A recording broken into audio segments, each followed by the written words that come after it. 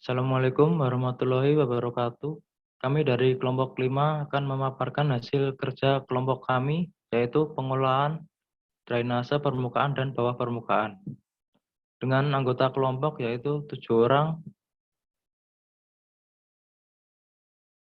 Yang pertama Isnani Maturahmah dengan NIM 133190023, kemudian Titi Kusnawati dengan NIM 133190024, kemudian Riki Ebrianto dengan NIM 133190028, kemudian Revansyah Arya Kanigara dengan NIM 133190044, kemudian Bayu Satria Nugroho dengan NIM 133190066, kemudian Prandita Sekar Ayu dengan NIM 133190072, kemudian yang terakhir Eka Apri Setiawan dengan NIM 133190076.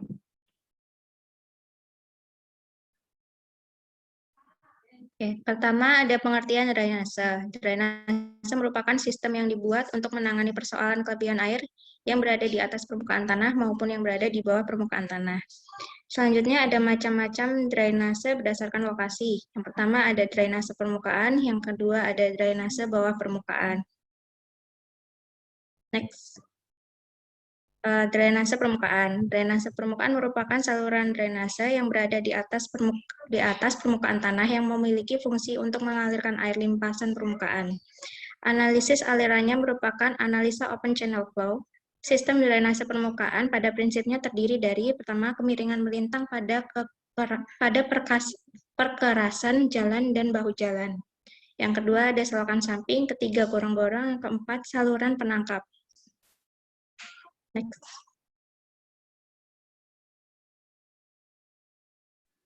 Yang selanjutnya ada kemiringan melintang, perkerasan, dan bahu jalan. Pada daerah jalan yang datar dan lurus, penanganan pengendalian air untuk daerah ini biasanya dengan membuat kemiringan perkerasan dan bahu jalan mulai dari tengah perkerasan menurun melandai ke arah selokan samping. Besarnya kemiringan bahu jalan biasanya diambil 2% lebih besar daripada kemiringan permukaan jalan.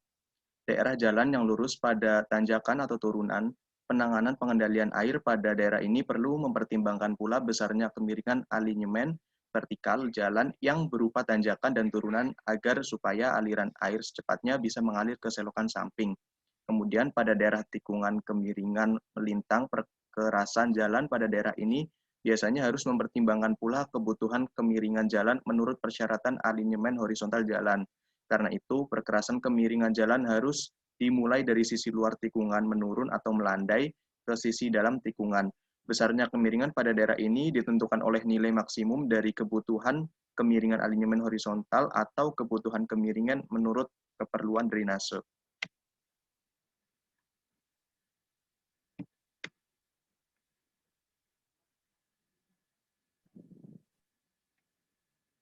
Kemudian yang kedua yaitu selokan samping adalah selokan yang dibuat di sisi kiri dan kanan badan jalan.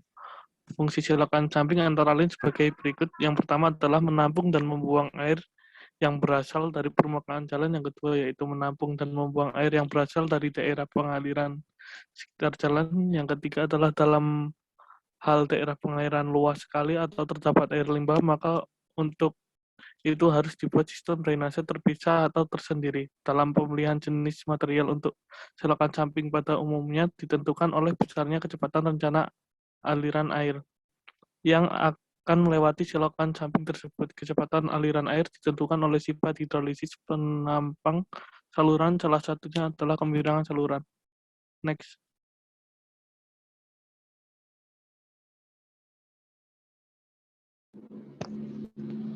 Selanjutnya ada pola drainase permukaan, yaitu ada pola random dan pola paralel.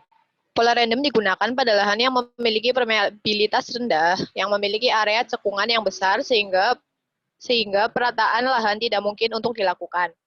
Sedangkan pada pola paralel sesuai diterapkan pada lahan yang datar dengan kondisi drainase yang kurang baik. Masing-masing pola drainase permukaan menggunakan saluran lateral yang memungkinkan untuk membuang kelebihan air ke saluran pembuangan. Next. Kemudian ada drainase bawah permukaan, yaitu saluran yang bertujuan untuk mengalirkan air limpasan permukaan melalui media di bawah permukaan tanah atau pipa dikarenakan alasan tertentu. Alasan itu meliputi tuntutan artistik, tuntutan fungsi permukaan tanah yang tidak memperbolehkan adanya saluran di permukaan tanah seperti lapangan sepak bola, lapangan terbang, taman, dan lain-lain.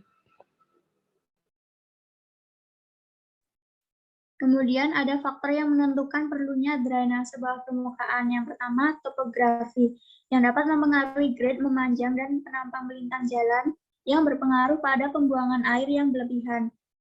Yang kedua, lokasi perkerasan yang khusus menanggung beban lalu lintas. Next. Kemudian ada jenis-jenis sistem drainase bawah permukaan. Yang pertama, drainase sisi perkerasan atau edge drain melintang dari horizontal. Yang kedua, permeable base. Yang ketiga, drainase blank. Yang keempat, sistem well atau pengumpul. Next. Tipikal sistem drainase bawah permukaan harus terdiri dari elemen desain antara lain yang pertama, permeable base lebar penuh atau non-erodible base di bawah perkerasan aspal atau beton. Yang kedua, lapisan separator di bawah permeable base untuk mencegah kontaminasi dari material subgrade. Yang ketiga, edge drain memanjang yang dekat dengan outlet atau edge drain dialecting langsung ke dalam sisi saluran. Next. Desain dan pelaksanaan drainase bawah permukaan. Salah satu faktor kritis dalam menentukan validasi desain sistem drainase adalah ketepatan dan kompetensi data yang akan dipakai untuk perhitungan. Parameter yang diperlukan untuk merencanakan sistem drainase dapat diperkirakan dari data iklim, tanah, serta topografi. Data yang digunakan dalam analisis dan desain drainase bawah permukaan dapat terbagi menjadi 4 kategori umum, yaitu domain geometrik, aliran, sifat material, dan data klimatologi.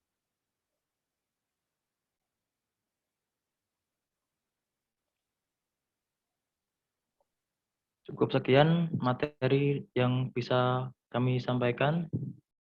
Barangkali ada yang mau bertanya atau menyanggah atau menambahkan, mungkin bisa langsung saja. Cukup sekian di kelompok kami. Banyak kurangnya mohon maaf.